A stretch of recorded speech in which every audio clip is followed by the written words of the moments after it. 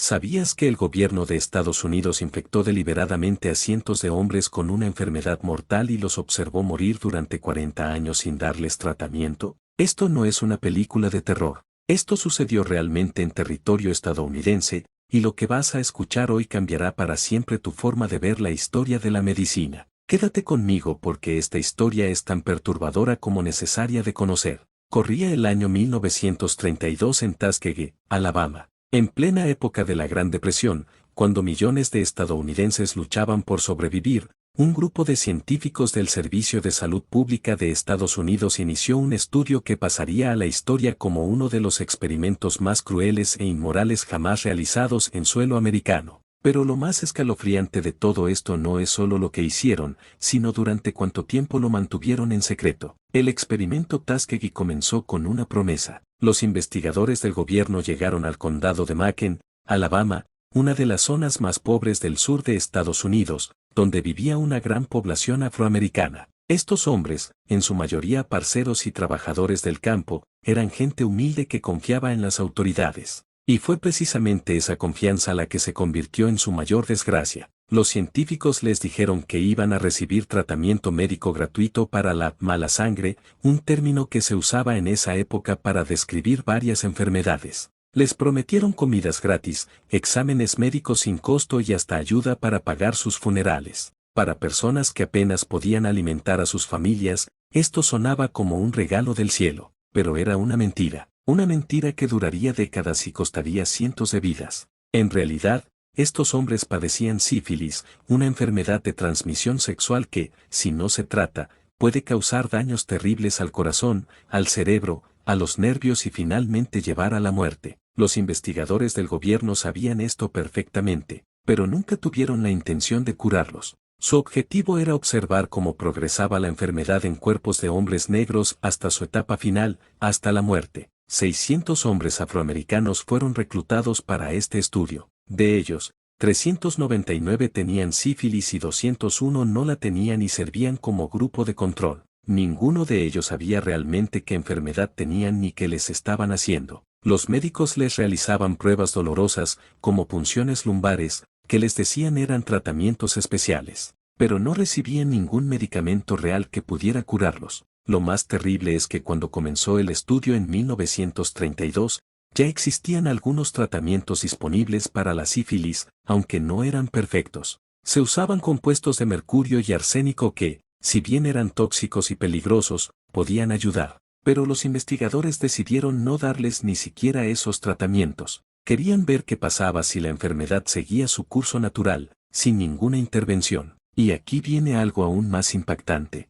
En 1947, 15 años después de que comenzara el experimento, la penicilina se estableció como el tratamiento estándar y efectivo para la sífilis. Era un medicamento revolucionario que podía curar la enfermedad completamente si se administraba a tiempo. Todos los médicos del país lo sabían, todos los hospitales lo usaban, pero a estos hombres en Tuskegee nunca se les ofreció. Los científicos del gobierno tomaron medidas activas para asegurarse de que estos hombres no recibieran penicilina. Cuando algunos intentaron alistarse en el ejército durante la Segunda Guerra Mundial, donde habrían recibido tratamiento médico, los investigadores intervinieron para evitarlo. Cuando clínicas locales trataban de darles antibióticos, los investigadores les pedían que no lo hicieran. Estaban protegiendo su experimento, no a los pacientes. Durante todos estos años, los hombres seguían creyendo que estaban siendo atendidos. Confiaban en los médicos de bata blanca que venían a examinarlos. Confiaban en el gobierno. Llevaban a sus familias a las clínicas pensando que estaban haciendo lo correcto. Mientras tanto,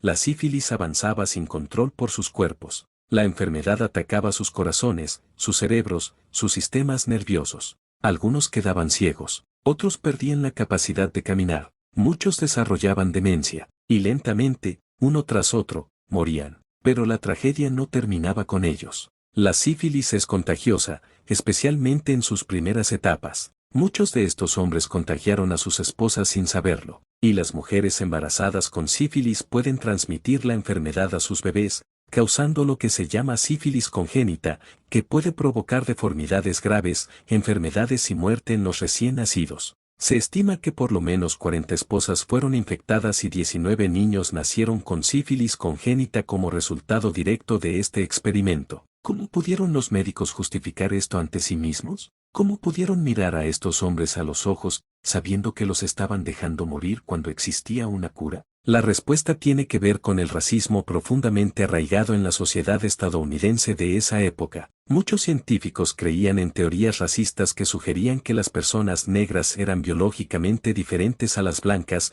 que respondían de manera distinta a las enfermedades. Querían estudiar estas supuestas diferencias, sin importar el costo humano. Los investigadores publicaron regularmente artículos científicos sobre sus hallazgos en revistas médicas prestigiosas. Presentaban sus resultados en conferencias. Recibían reconocimiento profesional. Todo esto ocurría abiertamente en la comunidad médica y nadie levantaba la voz. Durante 40 años, el experimento Tuskegee continuó sin que nadie en el establishment médico lo cuestionara seriamente. Pero en 1972, todo cambió. Un joven empleado del Servicio de Salud Pública llamado Peter Buston había estado preocupado por el experimento desde 1966. Había intentado detenerlo trabajando dentro del sistema, escribiendo cartas a sus superiores, argumentando que el estudio era inmoral, pero fue ignorado una y otra vez. Finalmente, frustrado y horrorizado, decidió hacer algo drástico. Filtró la información a la prensa. El 25 de julio de 1972,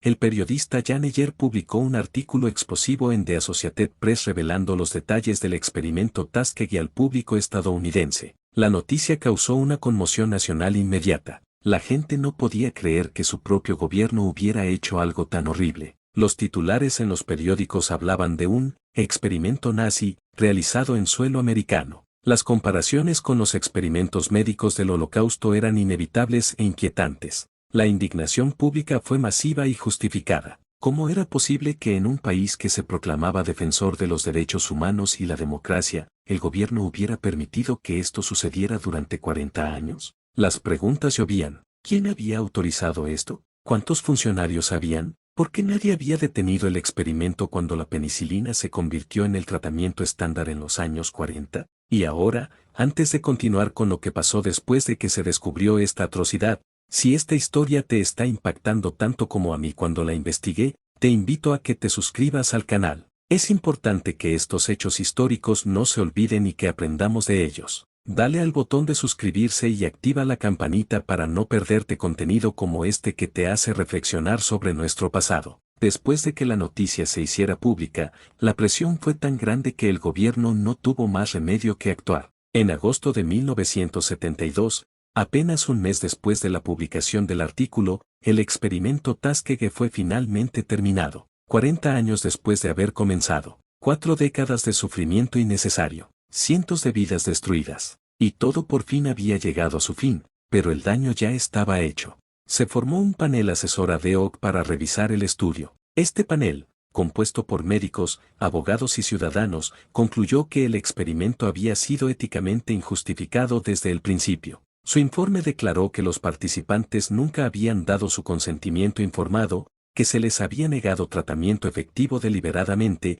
y que el estudio debía haber terminado en 1947 cuando la penicilina se convirtió en el tratamiento estándar. Los sobrevivientes del experimento, que para ese momento eran apenas unos 74 hombres, finalmente comenzaron a recibir tratamiento médico, pero para muchos era demasiado tarde. El daño causado por décadas de sífilis no tratada era irreversible. Los que habían muerto nunca verían justicia. Sus familias habían sufrido innecesariamente, y la confianza de toda una comunidad en el sistema médico había sido destruida. En 1973, Fred Gray, un abogado de derechos civiles que había trabajado junto a Rosa Parks y Martin Luther King Jr., presentó una demanda colectiva en nombre de los participantes del estudio y sus familias. La demanda buscaba compensación por el sufrimiento causado. El gobierno de Estados Unidos decidió llegar a un acuerdo extrajudicial en 1974. Los términos del acuerdo incluían servicios médicos gratuitos de por vida para los sobrevivientes y sus familias,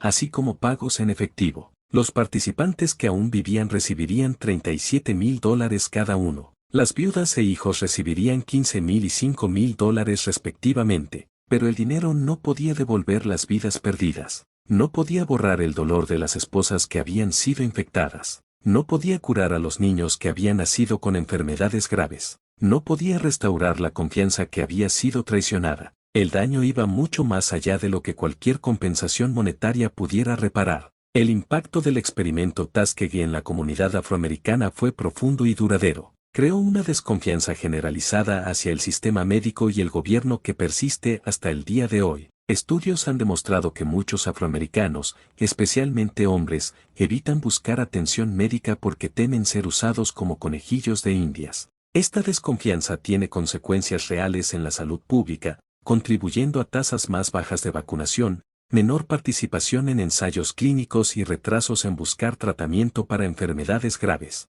Sin embargo, del horror del experimento Tuskegee también surgieron cambios importantes. En 1974, el Congreso de Estados Unidos aprobó la Ley Nacional de Investigación, que creó comités de ética para supervisar los estudios que involucran sujetos humanos. Se establecieron reglas estrictas sobre el consentimiento informado. Los participantes en estudios médicos ahora deben ser informados completamente sobre los riesgos y beneficios, y deben dar su permiso voluntario antes de participar. En 1979, se publicó el Informe Belmont, un documento fundamental que estableció principios éticos básicos para la investigación con seres humanos. Estos principios incluyen el respeto por las personas, la beneficencia, que significa maximizar los beneficios y minimizar los daños, y la justicia, que requiere que los beneficios y riesgos de la investigación se distribuyan equitativamente. Pero quizás lo más significativo fue que el experimento Tuskegee forzó a Estados Unidos y al mundo entero a confrontar una verdad incómoda sobre el racismo en la medicina. Durante demasiado tiempo, las personas de color habían sido tratadas como menos que humanas en nombre de la ciencia. Tuskegee fue el ejemplo más flagrante, pero no era un caso aislado. La historia de la medicina está llena de ejemplos de experimentación no ética con poblaciones vulnerables. Tomó más de 2 décadas después de que terminara el experimento para que un presidente de Estados Unidos se disculpara oficialmente. El 16 de mayo de 1997, el presidente Bill Clinton invitó a los sobrevivientes del experimento Tuskegee a la Casa Blanca. En una ceremonia emotiva, con 5 de los 8 hombres aún vivos presentes, Clinton pidió perdón en nombre de la nación. Clinton dijo, lo que se hizo no puede deshacerse, pero podemos terminar el silencio. Podemos dejar de voltear nuestras cabezas. Podemos mirar directamente a esta tragedia y decir a nuestra gente afroamericana, lo que hizo el gobierno de Estados Unidos estuvo vergonzosamente mal, y lo lamento. Fue un reconocimiento oficial de una injusticia que había permanecido sin resolver durante demasiado tiempo.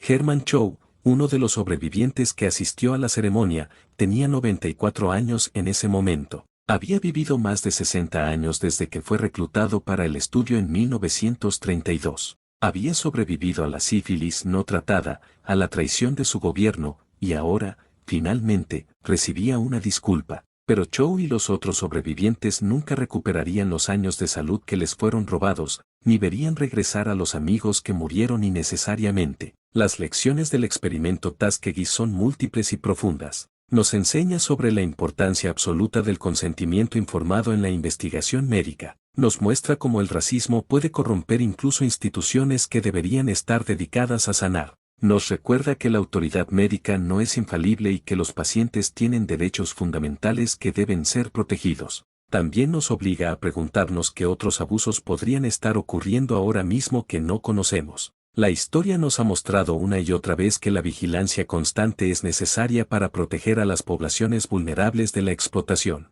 Los comités de ética, las regulaciones gubernamentales y la transparencia en la investigación son herramientas importantes, pero al final, se necesita que individuos valientes como Peter Buston estén dispuestos a levantar la voz cuando vean algo mal. El experimento Tuskegee también nos enseña sobre la importancia de la memoria histórica. Durante 40 años, esta atrocidad ocurrió en secreto. Incluso después de ser revelada, tomó décadas para que se reconociera oficialmente. Hoy en día, el Centro de Historia de la Salud de Tuskegee mantiene viva la memoria de lo que sucedió. Educar a las nuevas generaciones sobre estos hechos es esencial para evitar que se repitan. Es importante mencionar que el legado de Tuskegee continúa afectando la salud pública hoy. Durante la pandemia de COVID-19, por ejemplo, Las tasas de vacunación en comunidades afroamericanas fueron inicialmente más bajas que en otros grupos, en parte debido a la desconfianza histórica en el sistema médico. Los profesionales de salud pública han tenido que trabajar arduamente para reconstruir la confianza que fue destruida hace décadas en lugares como Tuskegee.